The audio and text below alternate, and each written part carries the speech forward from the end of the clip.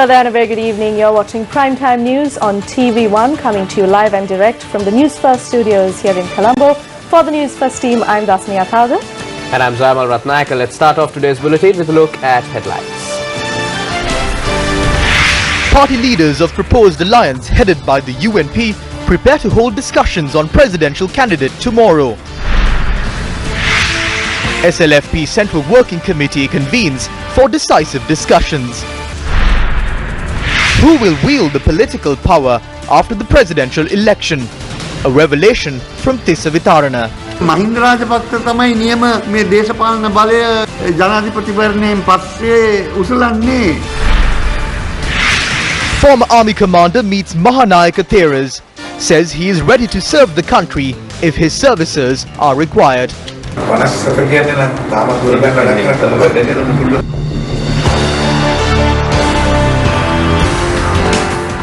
Over the years, Newsfirst highlighted many scandals, including the bond scam, and investigations into corruption at the Ceylon Shipping Corporation has led to more startling discoveries.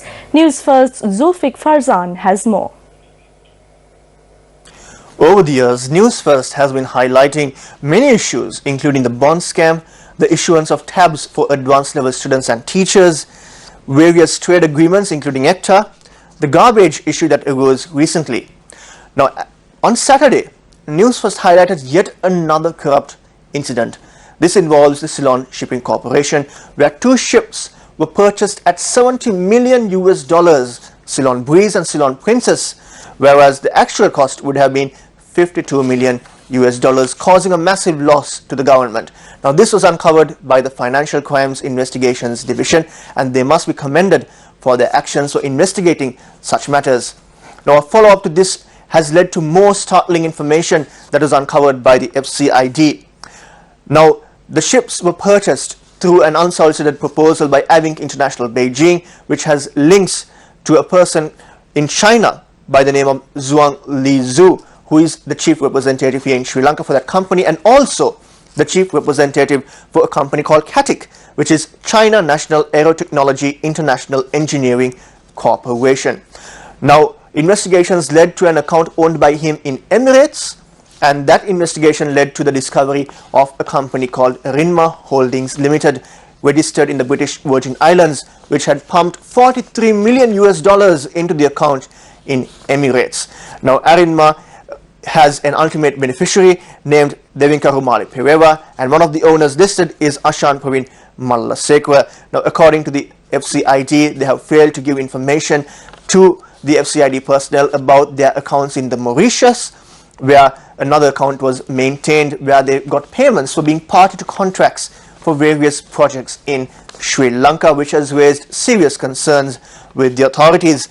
Now, between 2010 and 2012, the retired Deputy Treasury Secretary P. Dayaratna, to the accounts of his two children in Australia, 750,000 rupees was transferred by the account of the chief representative of CATIC here in Sri Lanka. Now, Dayaratna was the member of the cabinet appointed procurement committee and special negotiating committee for government projects for the reconstruction of major roads in the northern province. Now, interestingly, Dayaratna's investigation had led to the FCID to uncover that $750,000 was given so that Dayaratna could accept the prices put forward by CATIC and then also award that contract to CATIC as well. Now, the CATIC representative is no longer in Sri Lanka. He fled in 2018 once the investigations commenced, but the FCID has uncovered that he owned a company here in Colombo by the name of Lotus Grove Private Limited. Now, 10% of shares of Lotus Grove Private Limited is owned by retired Air Marshal Don Jayanath Kumarasri, who is listed as a suspect in the controversial MiG deal. Now, when we speak of the controversial MiG deal, former Sri Lankan ambassador to Russia, Udayanga Weeratunga, comes to our mind. He is nowhere to be found. The same goes with former Central Bank Governor Arjuna Mahendran, who is believed to be in Singapore, but still nowhere to be found. At the same time, we have the Secretary to the Ministry of Power and Energy flying overseas at a time when there are serious allegations raised against him before the Committee of Public Enterprises and Committee of Public Accounts. Such individuals are absconding justice. Such individuals are nowhere to be seen. Now it must be highlighted that the people who appointed them, the ministers in question as well, must be held accountable. At the same time, we must commend the Police Financial Crimes Investigations Division for highlighting various malpractices and corruption. But the time is now for those in other authoritative positions, including the Attorney General's Department, Sri Lanka Police, the Criminal Investigations Department, and so on, to take action and bring those accountable before the law. It is only then that the people will have trust on the investigations that are taking place. And therefore, the time is now for the government of Sri Lanka and the authorities to act and bring the perpetrators to book. In more news, what is the response of the leadership of the UNP to the request by UNP MPs to call the working committee and the parliamentary group to meet and name the party's presidential candidate? Now, journalists question the chairman of the UNP, Kabir Hashim, in this regard in Mavanalla today. We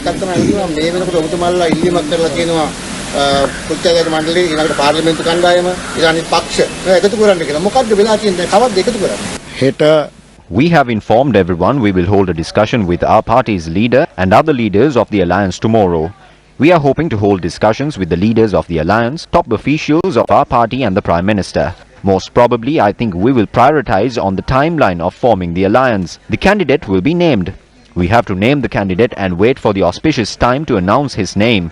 Everyone will meet to discuss about that auspicious time tomorrow. State Minister Dilip Vedarachi made the following remarks. Sajjan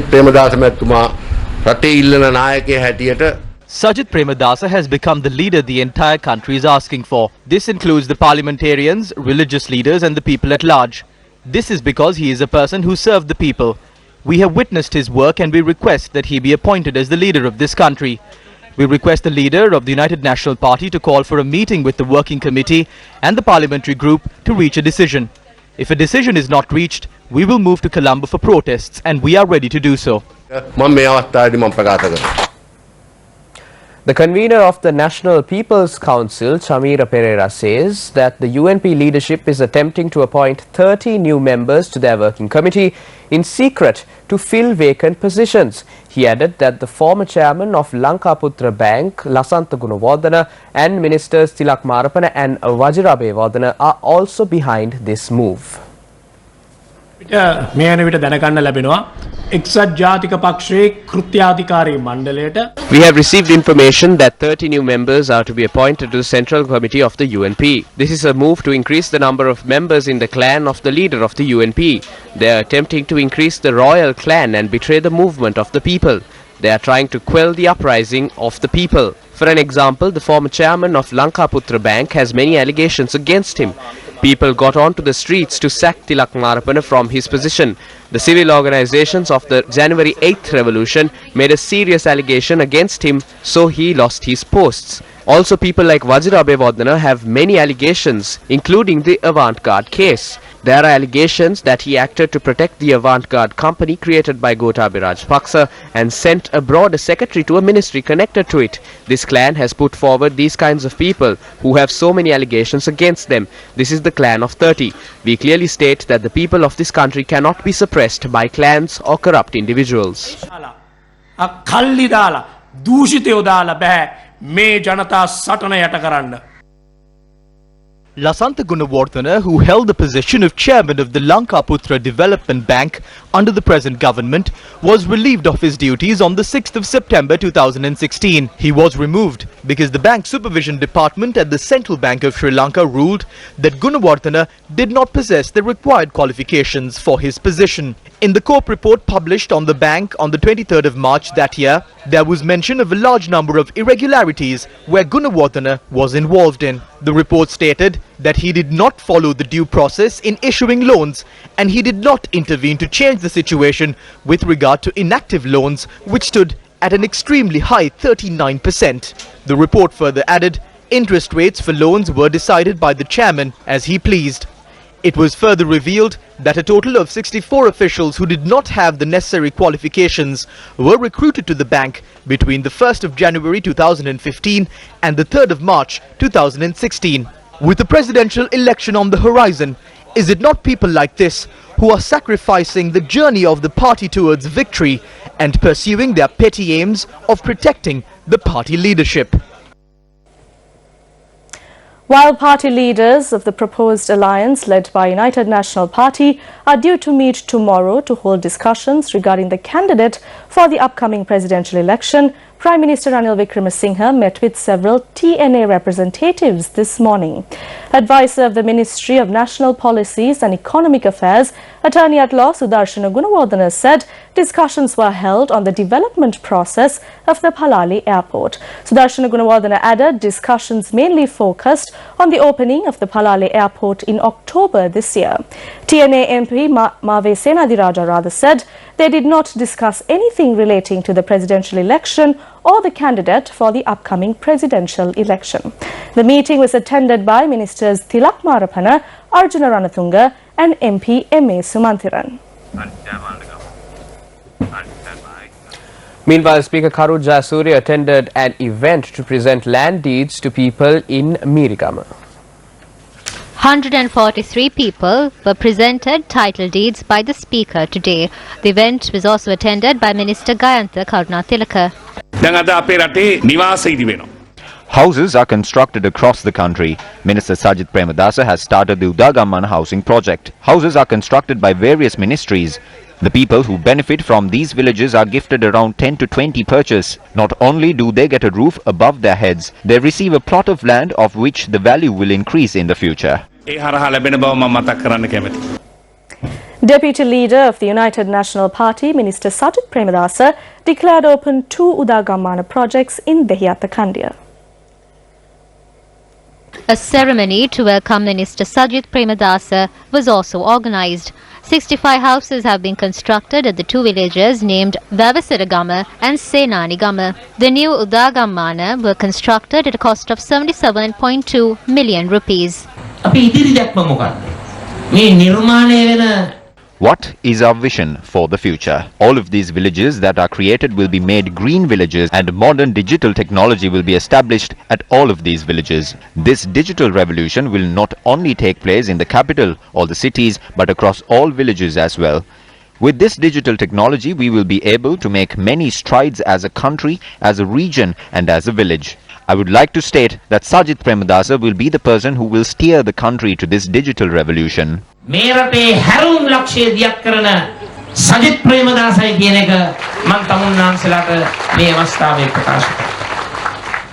minister also spoke of an experience he had while on his way to declare open an Udagammana village. While I was on my way to declare open the Vavasaragama, I saw a state-of-the-art ambulance. The ambulance overtook my vehicle. I told my driver that I wanted to know if something bad has happened.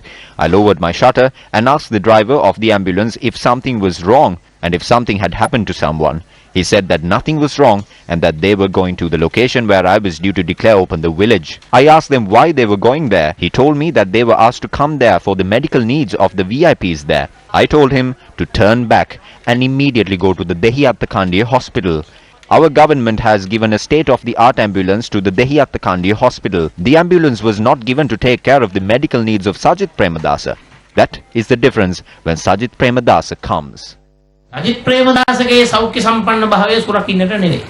Sajjan Premadasawut වෙනස ඔන්න ඕකයි. Welcome back to the news. The Central Working Committee of the SLFP convened a meeting this evening. The meeting was chaired by party leader Maithripala Sirisena at the official residence of the President. According to our correspondent, a number of members of the Central Working Committee were present at the meeting. Following are the views expressed by the General Secretary of the SLFP, Vasudeva Nanayakkara, while the meeting was ongoing. We are hoping to discuss at the Central Working Committee matters that should be raised during discussions with the SLPP. We will begin a new round of discussions with the SLPP tomorrow evening.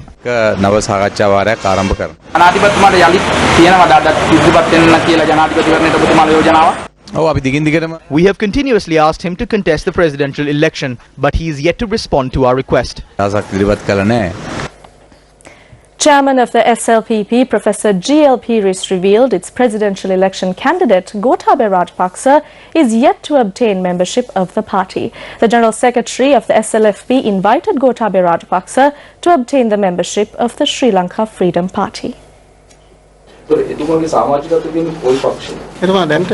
As of today, he is not a member of the SLPP.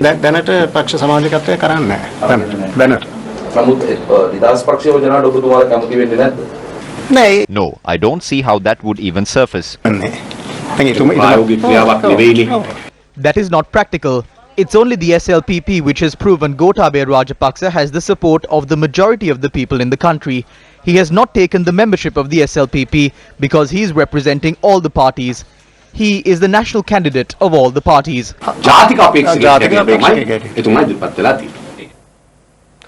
Vasudeva Nanayakkara is a leader of a party affiliated with the Sri Lanka Podujana Peramuna, and he says it will be a decisive moment if there is a merger between the Sri Lanka Freedom Party.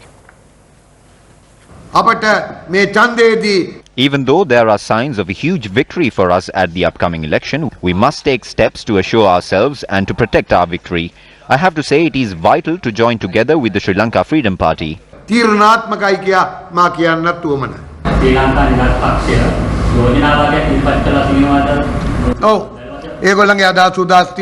Yes, they have their ideas. We also have our ideas. We must reach a consensus.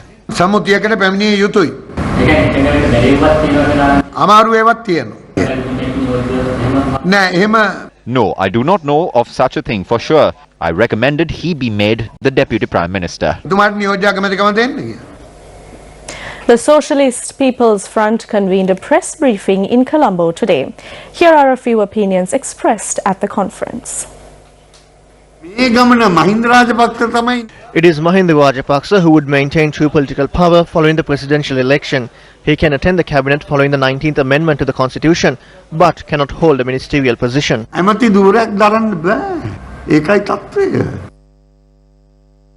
Meanwhile, former Minister Kumara Welgama expressed these views when he entered the court premises earlier today.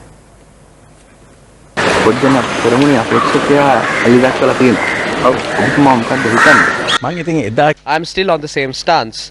I'm of the opinion that the decision is wrong. That was my stance yesterday, today as well as tomorrow.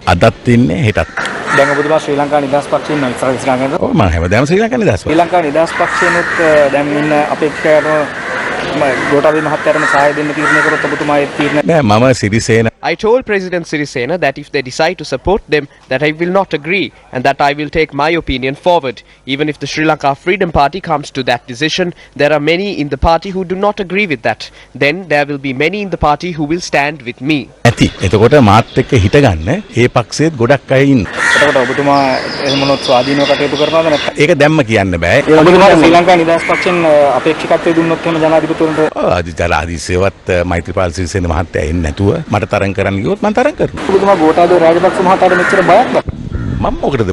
Why should I be afraid? Those that are scared are the ones who are hiding. I am very straightforward. People call me the lion of Kalugangtota. I still work like a lion. I have not got blood on my hands. I do not have blood on my hands. The people of this country clearly know that. Former Army Commander General Mahesh Senanayake said that he is ready to serve the country more. He made this statement when he met with the Mahanayakas of the Malvathu and Askiri chapters today.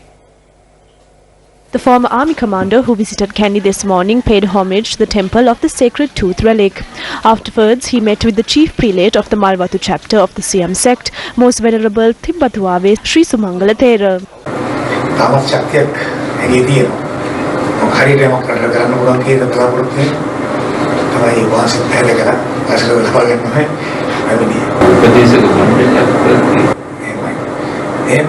තිබෙනවා ඒක සක්‍රීය දායකත්වය වෙනවද කියන එකයි ගැටලුව තියෙන්නේ. 57 කියන්නේ නම් තාම දුර බැලලා ලක් කරන්න පුළුවන් කාලේ.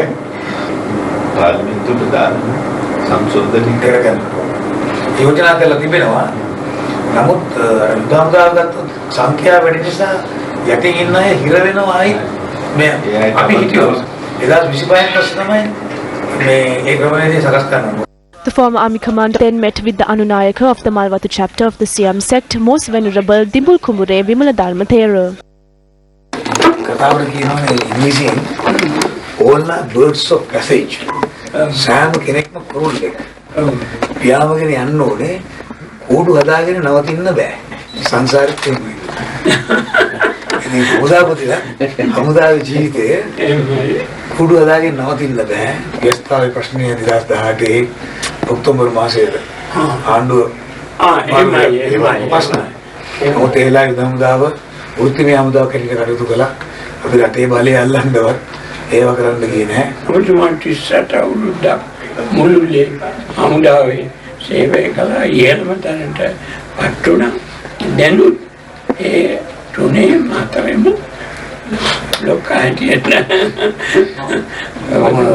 The former army commander also met with the Mahanayaka of the Askiri chapter of the Siam sect, Most Venerable Varkagoda Sri Yananathara Thera. Today is day 8 of the Gum at the Village Forum. The Gum at the Village Forum is travelling across the island to provide a platform for the unheard voices of rural Sri Lanka to be heard.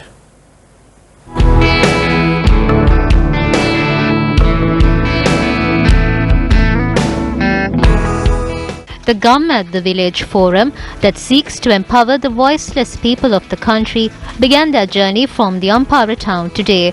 The general public gathered around the convoy containing exhibits that show the progress made by the Gum at the initiative during the past 4 years. The general public also contributed to the signing of the epistle with solutions to 8 main problems identified by the Gum at the program conducted together with the Peradeniya University. Volunteers were also recruited to the Gum at the V Force.